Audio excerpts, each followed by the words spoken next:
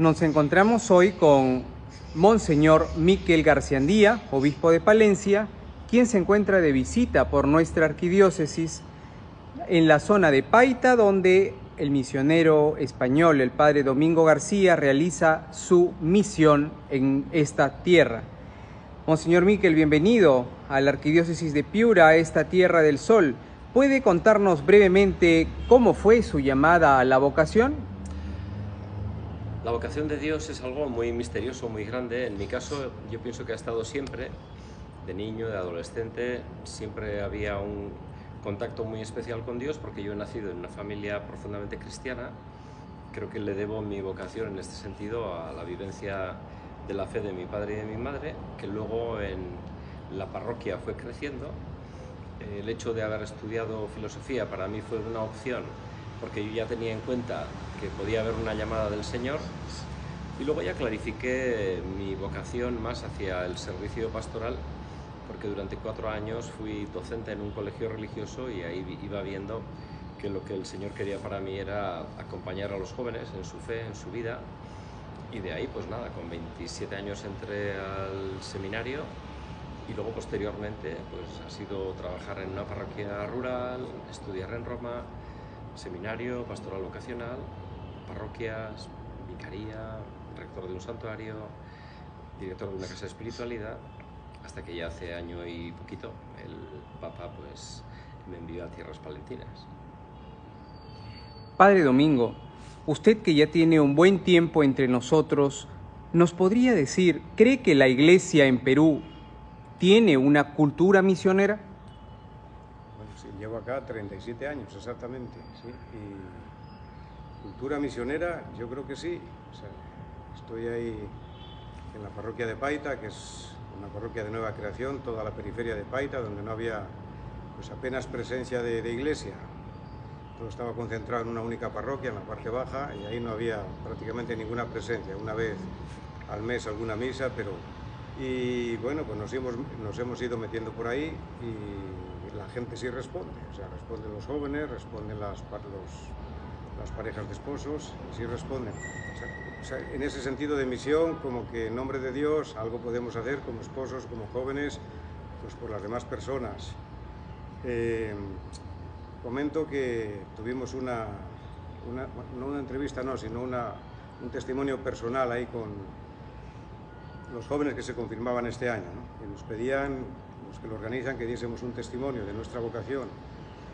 Bueno, pues yo hablé de cómo me he situado y lo que ha significado para mí. Bueno, yo he estado en todo este tiempo en varios sitios, en Pueblo Nuevo de Colán, parroquia, después en La Huaca, algo por el otro lado del valle, zona de Ignacio Escudero, y últimamente en Paita.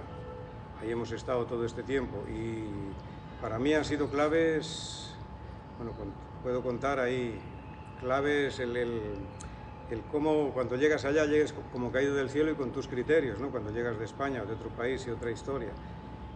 Pues fue clave las hermanas de Santana de Pueblo Nuevo, una vez que llegué a Pueblo Nuevo, que fue mi primer destino, y me estaban observando.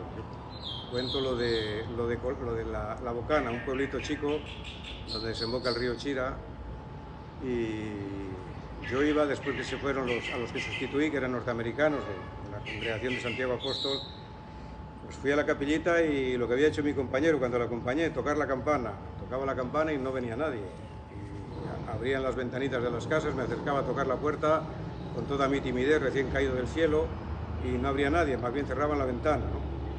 Y las monjitas ven con nosotras. Pues estuve yendo como 2 años, así seguido todos los martes, cada vez a uno de los 4 pueblos. Y bueno, pues estabas ahí, me marcó mucho una asamblea de ese lugar, ¿no?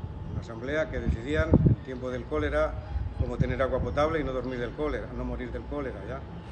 Y me di cuenta que había muchas organizaciones en un pueblo chico, muchas, de todo tipo, culturales, religiosas, de campesinos, de pescadores, de jóvenes.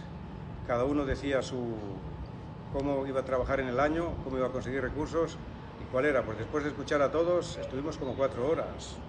Después de escuchar a todos, ¿y cuál es el objetivo prioritario? Pues el agua. ¿Y cómo podemos hacer? Bueno, pues se unieron todos ahí, ¿no?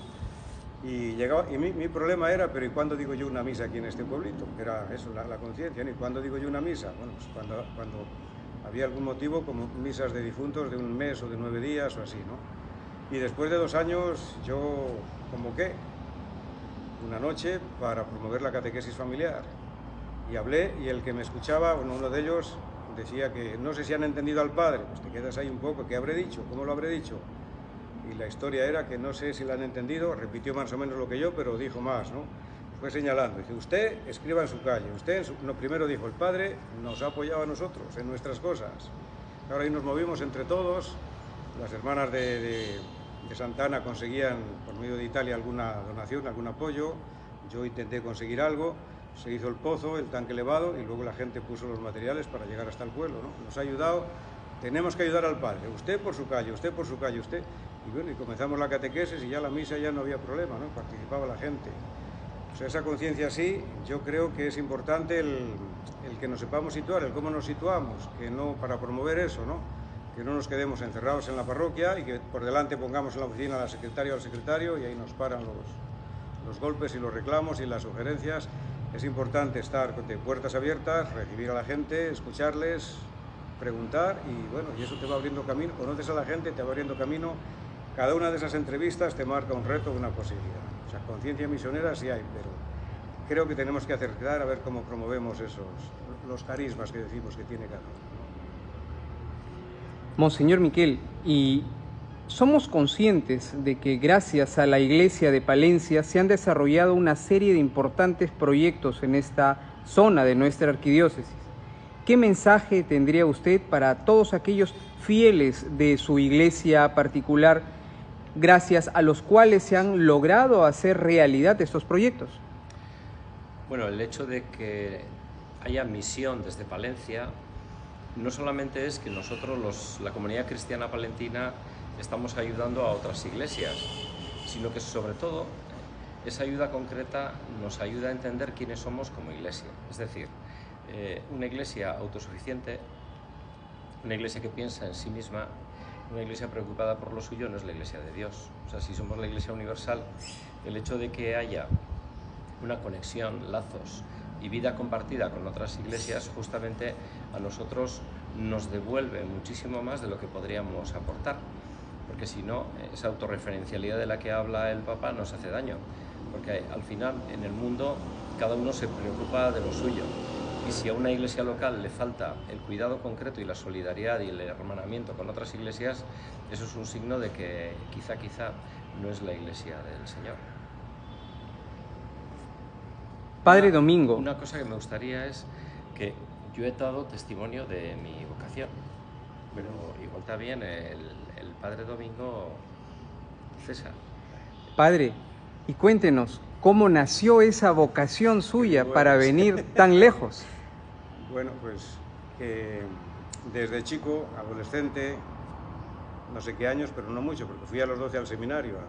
Fui al seminario a los 12 porque había que estudiar la secundaria, no había secundaria en los pueblitos ya.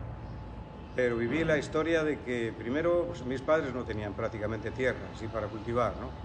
Se vivía con arriendos, se arrendaba otras tierras o parcelas de otra familia y llegó un momento en que había que tener maquinaria, tractor y esas cosas. Ya no se podía con las vacas o con los animales, ¿no? Y hay mucha gente optó por salir a las ciudades, a la capital. Los micos, los de mi edad, toditos han salido para el País Vasco y para Barcelona, ¿no? Toditos están por allá. Y yo me dolía en el alma y bueno, pues yo ya tenía esa idea, digo, quiero ser sacerdote. A los 7 años empecé a decir eso. Hice la comunión a los 7 años. Y recuerdo una poesía, no, recuerdo la última parte, la profesora nos hacía una poesía que la declamábamos el día de la primera comunión. Y yo decía, y al llegar mi juventud, no, quiero ser un sacerdote santo para vivir como tú. Y hablaba, ya no me acuerdo de la frase, pero hablaba de ser misionero, ¿no? A los 7 años se ordenó, no sé si le conoció, David García, murió del COVID, no, ya antes, en la parroquia de San Antonio, es de mi pueblo. En ese cumpleaños, o sea, cuando cantó misa ahí en el pueblo que se ordenó, ahí empecé yo a decir que quería, y la profesora me hizo esa oración, esa poesía para que la declame, ¿no? Ya pedía que yo sea misionero, ¿no? Sacerdote y misionero. Y decidí ser sacerdote, después lo he cumplido estando ahí en aquellas zonas como la de mi pueblo y peor, de mi pueblo hacia el norte todavía era la situación más complicada. Y de hecho ahí estuvimos, 3 sacerdotes, Juanjo, Félix, el que habla, después un poco más abajo en Cervera, ¿no? Y una vez que estuve ahí, pues decidimos, se puso en marcha la misión regional de Castilla, ¿no? Que eran 8 diócesis, con los obispos y vicarios y grupos de la región del Duero. Pues ahí me planté ya, le hablé a Nicolás y me dijo 7 años ahí, por lo menos 7 años acá, que me vino bien, por supuesto. Y decidí, y eso lo he cumplido allá, y después acá, los que hemos venido, todos hemos optado no por venir acá copando así puestos o parroquias, sino más bien le dijimos a Monseñor Cantuarias, que fue el que nos recibió, allá donde no quiera ir nadie, donde sea más complicado, ¿no? Y al Valle del Chira, que no es fácil. Y después salimos de ahí, y después de 30 años, sí, y decidimos iniciar el camino en Paita, y ahí estamos. Esa es un poco la historia. Y mantengo eso de estar ahí no donde sea más difícil, sino que no ocupemos puestos, que no piensen que venimos acá por no sé qué cosas, por escalar, por estar un poco más abajo, al servicio de la gente, ¿no? Padre, y dígame, ¿qué actividades o tareas se han logrado desarrollar gracias a la ayuda de la Iglesia de Palencia? Bueno, pues varias. Mira, cuando el COVID, así sin pedir y sin nada, el obispo Manuel, sí, el obispo anterior nos llamó un día, puso un mensaje ahí en el WhatsApp, y ahí vos envía una cantidad de dinero, hagan con ello lo que quieran. Pues eran 30.000 euros, no era poca cosa, y llegó en el momento oportuno. Había 58 ollas, yo digo que 68, las chicas que están conmigo dicen que, pero por ahí 58. Con la bandera blanca, y bueno, esa bandera blanca alta significa que ahí están organizadas las mujeres, que hay necesidad. Bueno, al principio, el primer mes, sí colaboraban empresas de pescado, que hay muchas en Paita. Después llegó un momento en que ya no. Pues ahí llegó esa plata. Hablamos y decidimos, aunque sea así como, no sé cómo se dice, como puro asistencialismo, pues logramos que se mantengan esas ollas durante 2 años, ya lo logramos. Y eso significó que trabajábamos con ellas, con las líderes. Mira, había 2 chicas, Erika e Inés, que se iban desde Piura todos los días, aunque estaba prohibido, ¿no? Se iban con la moto todos los días y visitaban y veíamos, y de las 68, 58, pues al final apoyamos a 14 o 15, que eran las que quedaban, ¿no? Intentábamos saber quién eran las más organizadas, las que no estaban solo por recibir la comida, sino que apostaban por algo más, y ahí nos comprometimos, pues comprábamos alimentos, los distribuíamos los viernes para toda la semana y se mantuvo. Luego logramos negociar con los programas sociales por medio de la municipalidad, del área social, y todas se reconocieron como comedores y ollas comunes, ¿no? Y eso nos ha dado pie, esa historia nos ha dado pie a trabajar y tener una cancha impresionante para trabajar. Una olla está por allá, otra por allá, otra por allá, nos conocen por todos los sitios. Teníamos ya empatía, o como se diga eso, para la señora, y por qué no nos ayuda a escribir para la primera comunión. Íbamos haciendo capillitas en los lugares así más señalados, que abarquen varios, y eso nos abrió camino, ¿no? Y también agradezco que también nos apoyan con el salario de una persona, de la trabajadora social. Eso se lo dedico a Tirso y le agradezco ya, para hacerle un guiño desde acá, para que no se arrepienta. Nos apoyan con el pago de una trabajadora social, no con el completo, pero aquí desde la parroquia apoyamos otro poco más. Y después personalmente los pasajes, cada vez que viajamos, prácticamente todo el pasaje nos lo pagan. O sea que bien agradecidos, económicamente muy agradecidos. Y ahorita que está acá el obispo de allá, mucho más agradecidos, ¿sí? Monseñor, y díganos, desde la experiencia de haber conocido el trabajo in situ del Padre Domingo, ¿cree usted que esta experiencia de misión es abierta a todos o que como vocación requiere de un discernimiento y preparación dirigida solo a unos pocos? No, ahí habría que distinguir que cuando estamos hablando en la Iglesia de misión, la palabra tiene una doble acepción. Cada vez más cercanas, porque antiguamente la misión era a dientes y era ir a lugares donde no se conocía el Evangelio. Entonces sí que tiene un cierto sentido el estar hablando de una preparación específica misionera, pero cada vez más nos estamos acercando a un escenario donde España es tierra de misión, donde nosotros los católicos, en lugar de estar sociológicamente en el centro de la sociedad, estamos más bien a los márgenes.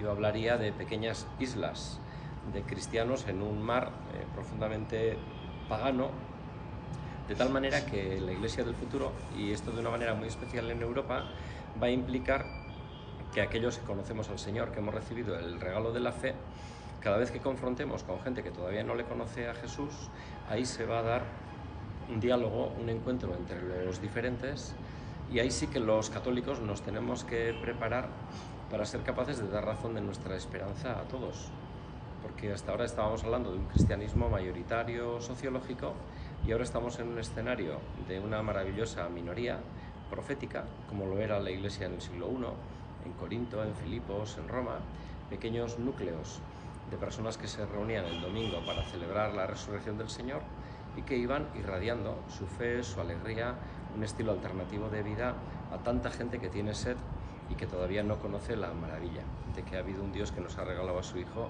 y que nos ofrece la salvación aquí y ahora.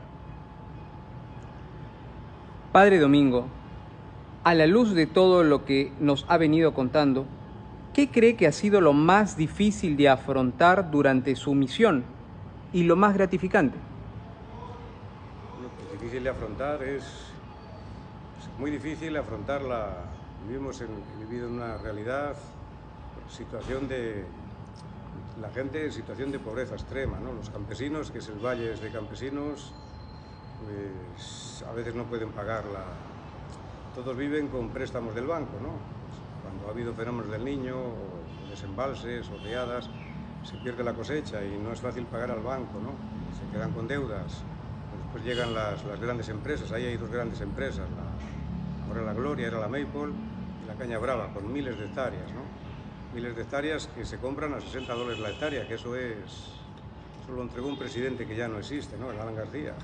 $60 a una gran empresa por hectárea, eso es un regalo, ¿no? Y después no hay agua para los campesinos, pero para las empresas sí hay agua, porque riegan con agua del río, claro está, con agua de los canales.